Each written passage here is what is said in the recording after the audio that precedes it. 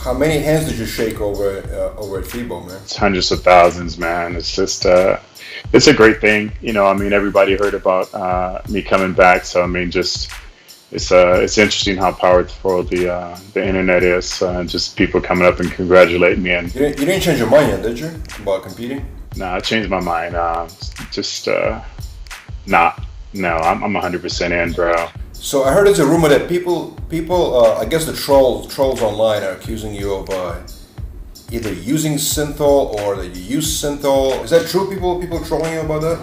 Sure, yeah. I mean, the thing about it is I won't tell anybody else's business, but in the '90s, that was a huge thing. It's prevalent as using steroids. So, I tried it to see what it would be like and everything like that, but I wasn't happy with the results and everything. But most people don't admit to trying it, and I'm not going to tattle on anybody else. But yeah, that's probably one of the pros and cons of me. I admit to everything I've ever done, but, and majority of the people don't. So, I the part I don't get is people think I still do. After admitting that I tried it back in the '90s. I mean, it didn't really do anything for me. I tried it in my arms and my shoulders, and I mean, my skin actually tore because of the swelling and everything like that.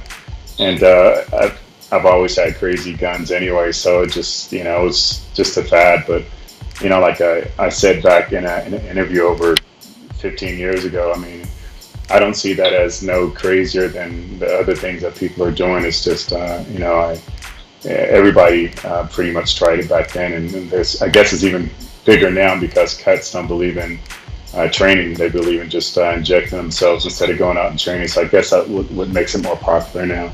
I guess a lot of people in Brazil take it to the extreme, and some other countries where they basically just have no muscles, but they just have these pus infused arm, chest. Wacky waving inflatable arm flailing tube man. Wacky waving inflatable arm flailing tube man. Now, in actuality, people that's not the common use of synthol. You know what I'm saying? People, you just use it to basically put an accent or size to a certain body part, right under the muscle. Sure, yeah. I don't know. I get it. My arms have always been freaky. If you go back to looking at me as a teenager, I've always had just unreal biceps and triceps. That's just my gift. I guess again, same thing as John Holmes. Right?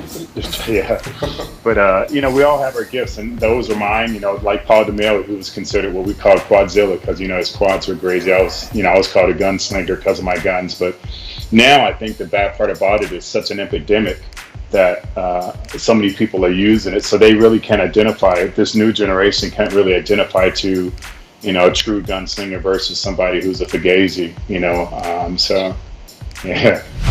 So. Is it true, without going into specifics, but is it true that a lot of actual pros either tried it or do use it? Would you find that accurate, or you think people tried it before and stopped? No, I think what's accurate is I don't want to say all the names because I don't want to have people going out and trying these things. But I use the word cosmetic. There's a lot of cosmetic drugs out there that are pretty prevalent and that a lot of people are using now, and that's one of the things I'm looking forward to, coming back on stage and just showing just unreal separation. So how would you assess your progress right now? I mean, what are you You're still a few months out, obviously. We're just in April right now, so you've got a lot of time still. No, it's not a lot of time, actually. When it gets down to 20 weeks, we stop counting months and we start counting weeks. So I'm down to 20 weeks now, and it's crunch time. I have to leave for a huge tour in Brazil for my company Black Skull, where we're releasing my product, the Flex Wheeler line. So I'll be there for 3 weeks doing a tour through Brazil. But once I come back, I shut down from all traveling and just go knee deep in the training and stuff like that. But no, it's crunch time now. Especially for me, I've never had to compete and make a weight class. I just let the mirror be the judge, and I come in the best that I can look. But now I actually have to meet a actual weight category, and so that's going to be different for me. So I want to make sure that I'm well ahead of the game. But right now everything's going great. I was just on the phone with Dexter, yesterday. I can't believe it. And some of the videos that I put up on And on my Instagram, just how straight my biceps are, how straight my triceps and everything. I have, that degree of separation I didn't even have back in '93. So I'm really excited that I'm that far along already, and I still have 12 weeks to try to make things better. Now, do you follow any of your future opponents that you're gonna be competing against in September, like Sadiq, Arash, Danny Hester? Are you seeing how they're looking right now?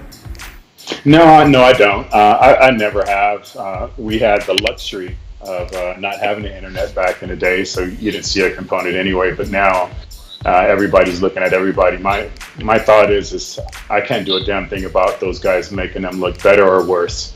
So why worry about them? I'm trying to do the best I can and controlling myself and having myself look the best that I can possibly be. So I choose to focus all my energy and efforts on myself instead of concerning what somebody else looks like now. You think they taking you as a threat? As I said, before in interviews, and I'll say it out loud again, I'm coming to this category in this class to try to bring some exposure to it. I'm incredibly excited to be competing with these young, tremendous athletes. It's an honor for me to stand on stage with these gentlemen, and I'm looking at it that way. I hope that they're not, looking at it in a negative or a wrongful way of me coming on stage. But it's just all love. I have tremendous respect for all of them. And for me, being an old bastard, I'll be 52 years old when I step on that stage. So to be able to stand up there with some of the greatest young talent in that category is just going to be a tremendous honor. I'll be full of emotions and big smiles. So.